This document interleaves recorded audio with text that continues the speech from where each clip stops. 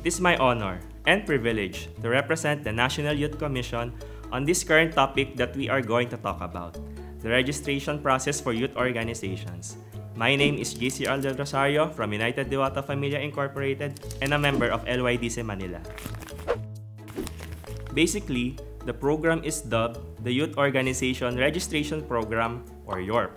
This has been one of the main programs of the National Youth Commission in terms of establishing a registry of youth organizations in the Philippines as mandated under the Youth in Nation Building Act of 1995 or Republic Act No. 8044.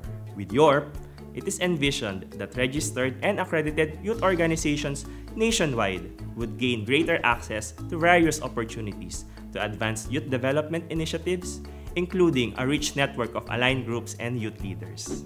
However, as you know, YORP faced its own share of challenges, particularly prior to the SK Reform Law.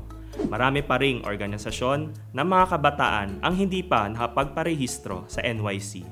And much of the factors contributing to this has been the asymmetry of information on how to register or be accredited as a youth organization by NYC. Actually, madali nga lang kung tutuusin, isa-isahin natin. To start with, clearly define what specific type of organization you have. Technically speaking, there are two types. First is youth organization, which implies that its membership is mostly or fully filled up by individuals aged 15 to 30. It is youth-led or youth-managed in a sense. The second type, meanwhile, is youth-serving organization, which, as the name suggests, does not necessarily mean that their members should only be exclusive to 15 to 30 years old, but that their programs, policies, and activities are all geared towards serving the youth and addressing their needs. This is important to highlight as there are notions that only organizations that are led by youth can register through YORP, missing out on the chance to expand the registry and include what are considered as youth-serving organizations. Once you are 100% sure already of the type of youth organization you belong to, then the next steps would mostly just be a breeze to you. Since 2017, pwede na kasing fully online. The process can be undertaken entirely through the website link shown on the screen, which is managed by the YORP Secretariat, https:yorpnyc.org.ph. When you are already in the website, here are the next 5 steps you have to do. Number 1. Prepare all documentary requirements in digital format.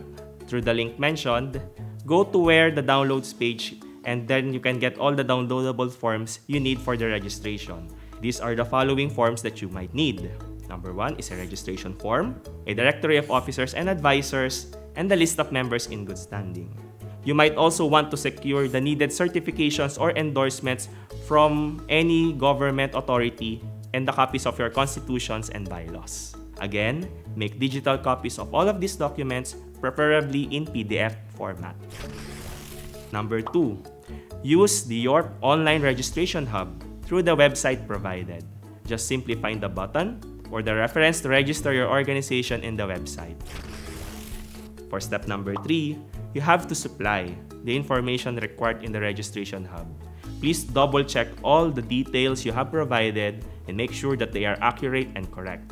After that, upload all the documents you have previously prepared and filled out. You might want to carefully read the terms and click the box where you state that you agree with those terms. And from there, submit your application.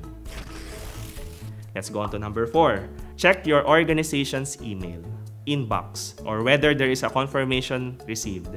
If there is none, immediately contact the YORP Secretariat. If there is, good job then. But you may have to wait for some time until the verification process is completed. You have also to take note that your organization's leaders, officers, advisors, or members may receive calls from the YORP Secretariat. And down to the last step, step number 5, just continue monitoring your organization's inbox. If another email is received that most likely contains that some of your informations that your organization has been registered, it's so, congratulations to you. On the other hand, there might be a possibility that the email represents a notice of disapproval. But don't give up just yet. May ilang bahang kulang lang sa mga attachments na ito. So kalma lang and complete the further instructions provided in the email. And in the email confirming successful registration, there will be a specific credential to be provided as well to set up your online account in the Yorp Online Hub. And once that you're logged in, that's where the actual journey really begins. I hope that you would maximize these opportunities and other possibilities that you can discover through finally being a registered youth organization under Yorp under the National Youth Commission. Kung naguguluhan ka pa rin at hindi ka naman sigurado, pwede ka naman magpatulong sa inyong Local Youth Development Office or LYDO. Dahil sa kanila, pwede kayong magpasa ng requirements at sila na mismo ang magre-register para sa inyo. Hihintayin nyo na lamang ang confirmation at syempre, ang orientation para sa mga tungkulin bilang isang registered youth organization or member ng Yorp, katulad namin. O diba, madali lang. That's simply it is. But if you feel like you need a bit more help on this, don't hesitate to contact the Yorp Secretariat at their email address, yorp@nyc.gov.ph, or follow or like their Facebook page. And as one of the managers of this SK Interactive Map, the Center for Youth Advocacy Networking through the email shown on the screen. I am once again JCR Del Rosario, a youth representative and member of Yorp, ang iyong partner for youth development. Thank you and may you all remain safe and healthy during these challenging times.